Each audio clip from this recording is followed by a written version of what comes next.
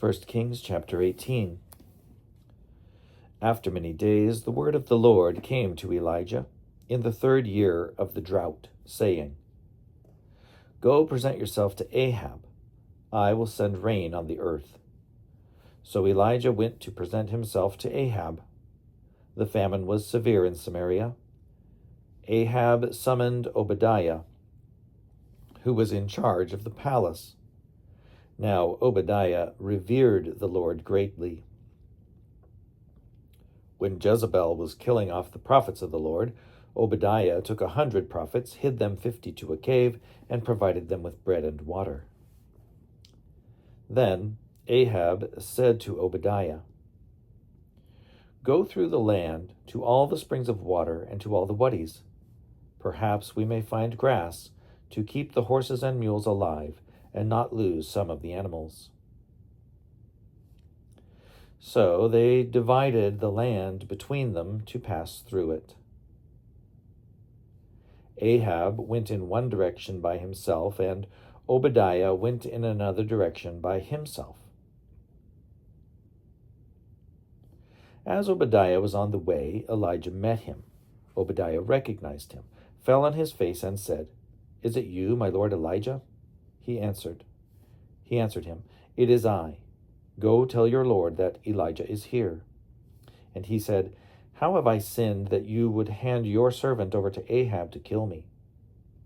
As the Lord your God lives, there is no nation or kingdom to which my lord has not sent to seek you, and when they would say he is not here, he would require an oath of the kingdom or nation that they had not found you.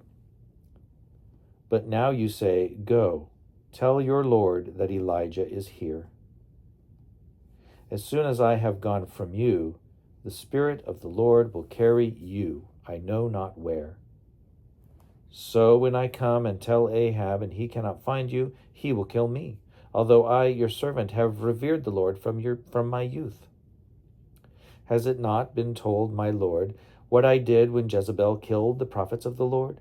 How I hid 100 of the Lord's prophets, 50 to a cave, and provided them with bread and water. Yet now you say, Go tell your Lord that Elijah is here. He will surely kill me. Elijah said, As the Lord of hosts lives, before whom I stand, I will surely show myself to him today. So Obadiah went to meet Ahab and told him, and Ahab went to meet Elijah. When Ahab saw Elijah, Ahab said to him, Is it you, you troubler of Israel? He answered, I have not troubled Israel, but you have, and your father's house, because you have forsaken the commandments of the Lord and followed the Baals. Now therefore have all Israel assembled before me at Mount Carmel, with the 450 prophets of Baal and the 400 prophets of Asherah, who eat at Jezebel's table. So Ahab sent to all the Israelites and assembled the prophets at Mount Carmel. Elijah then came near to all the people and said, How long will you go limping with 2 different opinions? If the Lord is God, follow him, but if Baal, then follow him. The people did not answer him a word. Then Elijah said to the people, I, even I only, am left a prophet of the Lord, but Baal's prophets number 450. Let 2 bulls be given to us. Let them choose 1 bull for themselves, cut it in pieces and lay it on the wood, but put no fire to it. I will prepare the other bull and lay it on the wood, but put no fire to it. Then you call on the name of your God, and I will call on the name of the Lord. The God who answers by fire is indeed God.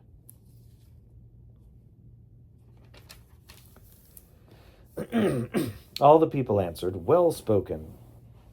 Then Elijah said to the prophets of Baal, Choose for yourselves 1 bull and prepare it first, for you are many.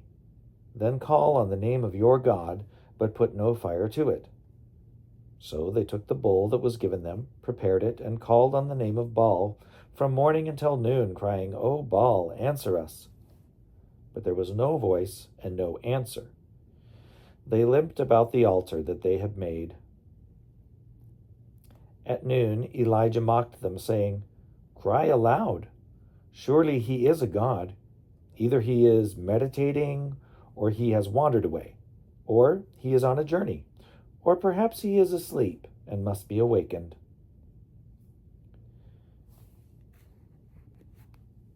Then they cried aloud, and as was their custom, they cut themselves with swords and lances until the blood gushed out over them. As midday passed, they raved on until the time of the offering of the oblation, but there was no voice, no answer, and no response. Then Elijah said to all the people, "Come closer to me." And all the people came closer to him. First, he repaired the altar of the Lord that had been thrown down. Elijah took 12 stones according to the number of the tribes of the sons of Jacob, to whom the word of the Lord came, saying, "Israel shall be your name." With the stones he built an altar in the name of the Lord. Then he made a trench around the altar, large enough to contain 2 measures of seed. Next, he put the wood in order, cut the bull in pieces, and laid it on the wood. He said, "Fill 4 jars with water and pour it on the burnt offering and on the wood." Then he said, "Do it a second time." And they did it a second time. Again he said, "Do it a third time." And they did it a third time, so that the water ran all around the altar and filled the trench also with water. At the time of the offering of the oblation, the prophet Elijah came near and said, "O Lord, God of Abraham, Isaac, and Israel, let it be known this day that you are God in Israel, that I am your servant, and that I have done all these things at your bidding. Answer me, O Lord, answer me, so that this people may know that you, O Lord, are God, and that you have turned their hearts back." Then the fire of the Lord fell and consumed the burnt offering, the wood, the stones, and the dust, and even licked up the water that was in the trench. When all the people saw it, they fell on their faces and said, "The Lord indeed is God. The Lord indeed is God." Elijah said to them, "Seize the prophets of Baal. Do not let one of them escape." Then they seized them, and Elijah brought them down to the Wadi Kishon and killed them there. Elijah said to Ahab, "Go up, eat and drink, for there is a sound of rushing rain." So Ahab went up to eat and to drink. Elijah went up to the top of Carmel.